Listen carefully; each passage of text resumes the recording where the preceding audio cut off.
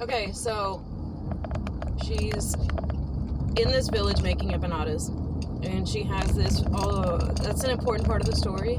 She's a seamstress. She knows how to set bones and do some medical things to help people, and she also knows how to find water using that old-fashioned method with the stick, and you follow I've seen someone do it. It's actually kind of cool. So she's in the village and she's making empanadas. They don't really have money currency there, but she's able to like accrue just goods and make a little life for herself. And her niece comes to her and is like, oh yeah, that was the contingency of her niece going with her, is that her family was supposed to send her there and then send her back so that she could join a nunnery. And her niece was like, hey, I really like this cartographer guy. The cartographer sitting with her, and Inés is like, I've been cooking and taking care of people and working on this ship all this time. You've been off canoodling. Damn it. Get married then. So they're gone. They move out, or the niece moves out, and they're off honeymooning. And then she gets assaulted again by that same guy on the ship. And this time he's actually like able to catch her off her guard, and he's just like physically punching her and choking her. And she stabs him and kills him. And then she has to go to the ship captain and be like, hey, can you take care of this? And the ship captain's like, bet, but you got to get the heck out of here, because they're going to figure it out pretty quickly. So she leaves again to go. She finds a bishop who's supposedly like 40 years old, but he looks like he's in his 70s because of malaria. And he helps connect her to this another creepy guy that helps get her to where she was told by somebody that her husband is, Juan. And there's no like post service, there's no way of communicating with other people. It's all very word of mouth, and like we'll be lucky if we find him. And when she meets this guy who's supposed to take her to him, he tells her like, I'm very sorry, your husband's dead. And the way he says it, he's like, I'm sorry, your husband's dead. Now come embrace me so I can, like, screw the pain away. So she doesn't believe him, and she's like, take me anyway. And the whole way there, he's, like, just mercilessly hitting on her.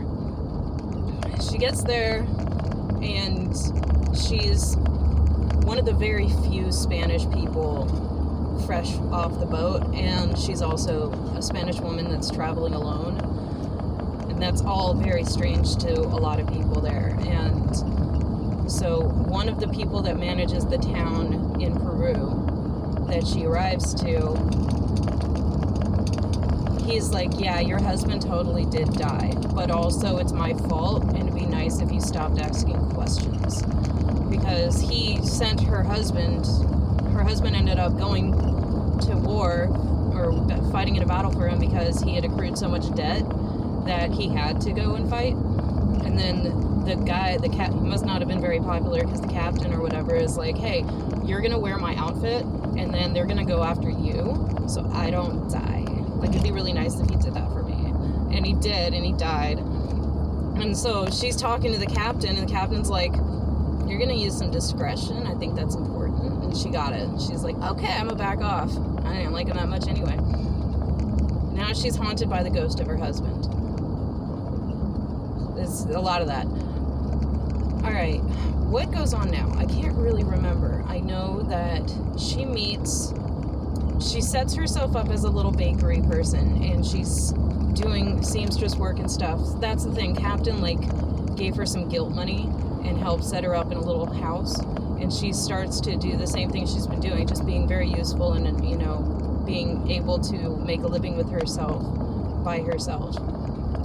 And the guy that brought her there, he's still crazy in love with her. Oh, and she takes on a servant, Catalina. Love this chick.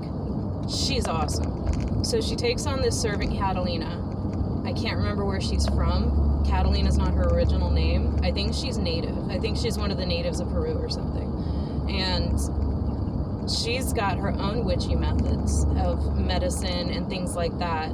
And she does fortune telling or seering or whatever you call it. and she's giving destiny advice to Inés. And Inés is like, what am I going to do about this guy that brought me here? Like, he won't leave me alone. He comes by every day. Every time I say no, he thinks that it's a playful, charming thing that I'm doing, and I'm not. I'm sick of him. And she's like, he's going to bring your fortune to you. You're going to be a queen. He's not your fortune, but he will bring it to you. So she tries to, like, be patient, but eventually she just gets pissed off. She's like, get the heck out of here, man. So he throws a whole fit, and he goes to a bar, and he talks very loudly about how he's trying to hire people to help him capture her and help him assault her, so she'll be his, because nobody's going to deny him. And in the background of the bar is her soulmate, future king, creator, whatever. And Pedro hears this, and he's like, I'm gonna put a stop to that. He is one of the high-ranked officers of the army. And so he follows the man to Inés's house. He's noticed Inés, you know, and whatever. Oh, yeah, that's right. I'm sorry. Pedro's boy number one, the one that married Marina. That's Pedro. So he's like, all right, let's put a stop to this. So he goes to her house and, like, kind of lurks in the bushes. This chick's just being stalked left and right. So he goes to her house, lurks in the bushes, and waits to see if Creepo shows up. And he does, but he changes his mind, doesn't go to the house to harass her, and leaves. And then Pedro stays there longer, and because he's got a feeling. And sure enough, there's two Indian guys. They say Indian. I'm just going to use the word that the author used. They say Indian. They're not Indian. They're natives. Inca. I think it's the Inca Empire in Peru is the ones that they're dealing with there. They go and they try to climb into her house and attack her and stuff. And he gets up and, you know, stops them and ties them up. She comes outside and she's like, holy moly, what's going on? And then they just fall madly in love, like right then and there. Like, boom. She sees him, he sees her, they stare into each other's eyes.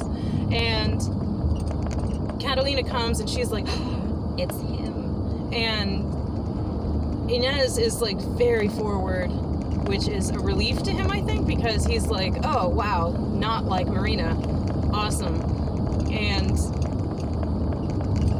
Inés just like spills her guts and she's just like, I'm gonna marry you. I'm gonna be yours. You're gonna be my soulmate. You're gonna be everything that I've ever wanted and everything forever and ever and ever.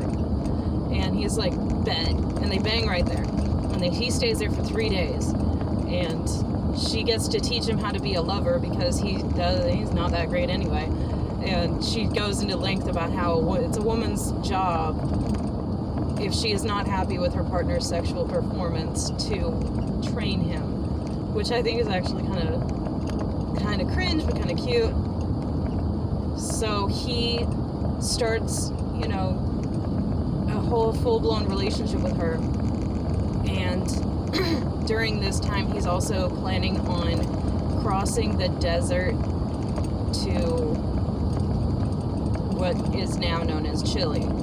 But you have to cross this, like, expansive desert. And this is why. Because the entire time these guys have been there, they've been asking the natives, like, hey, where's the gold, man? And the natives have been lying to them, saying, hey, there's a golden city, bruh. You gotta go over that way. Like, not here. Here, we're poor here. We ain't got shit.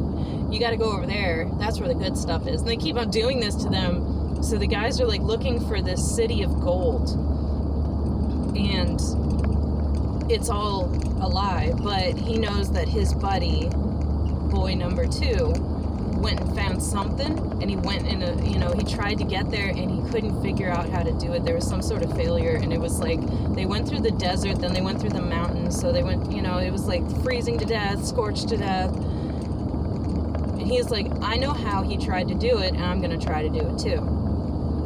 So he gathers up his regiment of people and slaves and everything, and there's a strict rule, no pregnant women are allowed, because it's going to be like a 6-month journey, and nobody's going to be making it very well. Like, it's going to be miserable. We got to go through a desert that nobody goes to. Nobody survives it. Nothing lives there. There's no trees, nothing. So while this is getting planned and they're getting ready to set off, a guy named Gomez comes up to Inés and he's like, hey, I have a wife and she's the princess of the Incas, like one of their princesses. And he's like, I can't leave her. She's got to come with me, but I got to go with you guys. And she's like, I don't see a problem with that. And he's like, she's super pregnant. She's like 3 months. She's like, damn. All right, let me tell my husband. But she doesn't tell him until after they're already on the road. It's great. And so Gomez feels that he's indebted to her sincerely because he is like absolutely in love with this little princess. And on their journey, they end up in the desert, so thirst struck. Their horses are dying, everybody's emaciated, they're dying of thirst, and she's like, I'm sick of this, I'm gonna go find water. Like, she waits a while to do that, but she uses her witchy magic and finds her water, and they dig a well, and everybody is like, oh, this miraculous woman, she saved us, like, holy moly, she's amazing. And Pedro just falls even deeper in love with her. And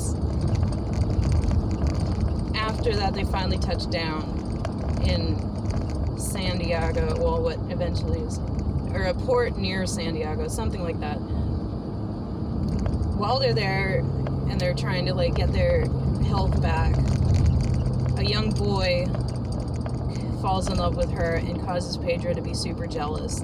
And he starts like setting her up with this guy over and over and over again, trying to catch her up. And like, I guess, I don't know what his goal was, but he kept on putting this young boy who's falling in love with her in her path to test her or something. It's just so screwed up. And then finally he trips on something, falls on her, starts kissing her, and she's like, get the heck off of me, you're gonna get us both killed. And I also love Pedro, like, bruh. And then Pedro immediately, he's been watching the whole thing, like, waiting for something to pop off. And he, like, busts in there, and he's like, I knew it. And then he's like, you're a dead man, and you're a slut. So he's gonna kill the boy, and she's like, I can't let him kill him, but I also can't say anything, because then I look like a hooer. So she gets Gomez, and she's like, you owe me, remember? And you're gonna help me save him. So they make it so that the noose breaks, and then the bishop jumps out. She was trying to talk to the bishop about it too, and he was no help. But the bishop like saw what was popping off, and he jumps out, and he's like, oh my gosh, it's from God, he said no. So then Pedro's like, all right, you can just go back to the desert though, that's what I'm gonna tell you to do, and sends the boy out there. It turns out later on in the story, the boy didn't end up in the desert. He ended up going to some family he has, and he ends up fine. And I don't know, that was like a side plot that wasn't really that important. But now they are establishing their territory. They find a good area that has been like, they have these rules for where to set things up, as passed down by some king somewhere, I can't remember, but he was saying like, if the sun hits the village before it hits the water, things like that, like, ocean to the east and such. So they find what they consider to be perfect, and they acquire, they all have slaves. That's fine. And she even asked the princess, like, the princess was like, can you take their chains off? And she was like, don't you guys do this? Like, y'all be like killing people. Is this abnormal to you? And she's like, no, like, yeah, skinning alive, all of that, that's great. We just don't like the chains. It's embarrassing. So they settle down. They start to build a city, and they get attacked by the natives. And the natives are doing this thing where they're like burning their own crops so that the settlers can't get to them. The conquistadors can't get their food, and they're sabotaging their food, and they're starving to death, and they're like on the verge of collapse. Like, they're eating worms, like, it's bad. They're eating humans. And then a ship comes in and brings them stores of food and helps them settle their village. It helps them build their village.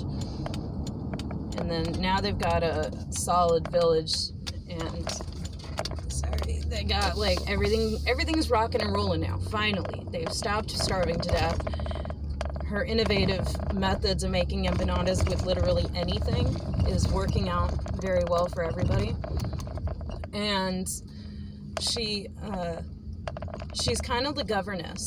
He can't marry her, and she knows why, but she's as much of his wife as anyone could be. And there's a young orphan Indian boy that is wandering around kind of aimless and lost, and nobody can tell